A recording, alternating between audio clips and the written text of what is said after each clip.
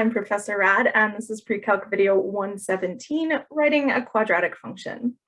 In this video, we're just going to do two quick examples of if I give you a parabola or some information about a parabola, how can I use that information to write the equation or an equation of that function.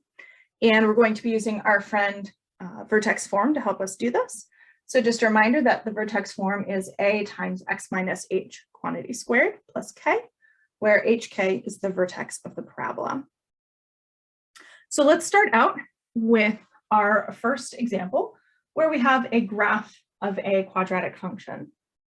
So when I go to write the formula for the quadratic function, I like to start out with what I call like a skeleton form of the equation. So I know that it's going to have the form a x minus h squared plus k, right? This is our formula. So what I like to think of as the skeleton is, what do I get after I plug in the vertex?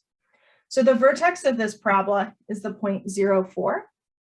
So that means that h is 0 and k is 4.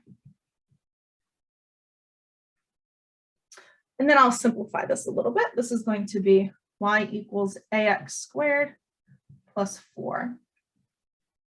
And I just get the x squared because x minus 0 is x. So I don't even need those parentheses anymore. So I call this the skeleton because it's not complete yet. It's like the important bones of our function. But we need to be able to figure out what is this value for a.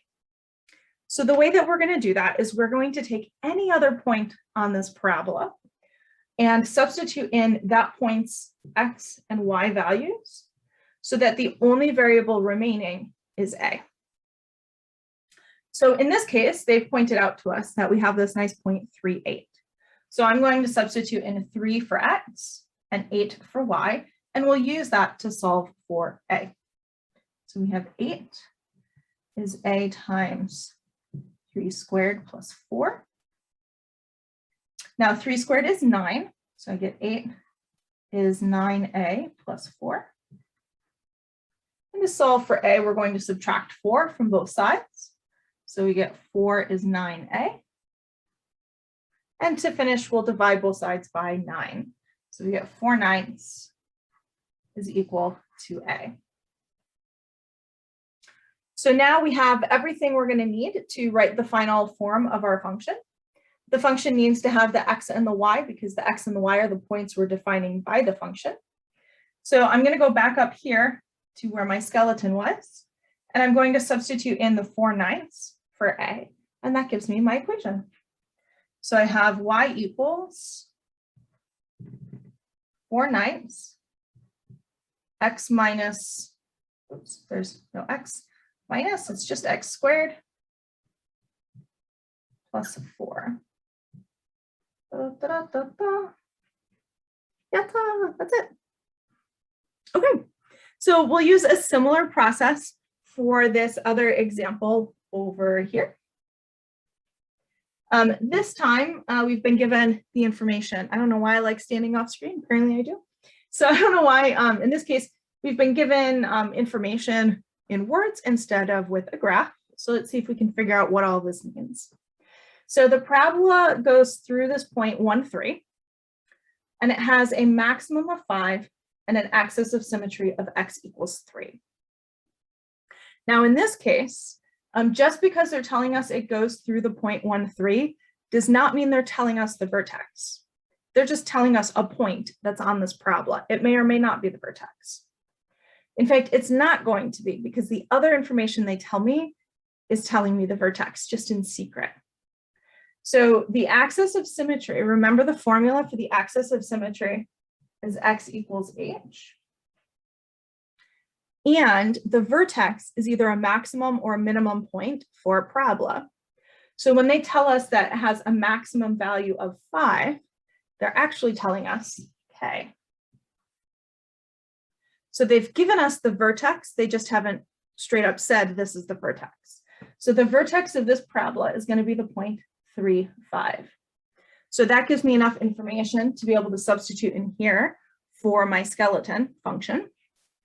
And then this point the parabola goes through is enough to help me figure out A. So let's work through that.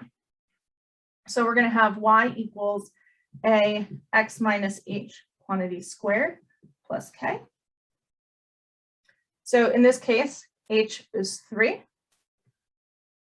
Just put our 3 there. And k is 5. So we'll replace k with 5. So this is my skeleton. And then to figure out the value for a, I'm going to plug in the values 1 and 3 for x and y. So I get 3 is equal to a times 1 minus 3 quantity squared plus 5. Now 1 minus 3 is a negative 2. And if I square a negative 2, I'm going to get a positive 4. So I get 3 is equal to 4a plus 5. And then we can continue to solve. So we'll subtract 5 from both sides to get negative 2 is 4a. And then we can divide both sides by 4. So that'll give us negative 2/4, which will simplify to a negative 1/2 equals a.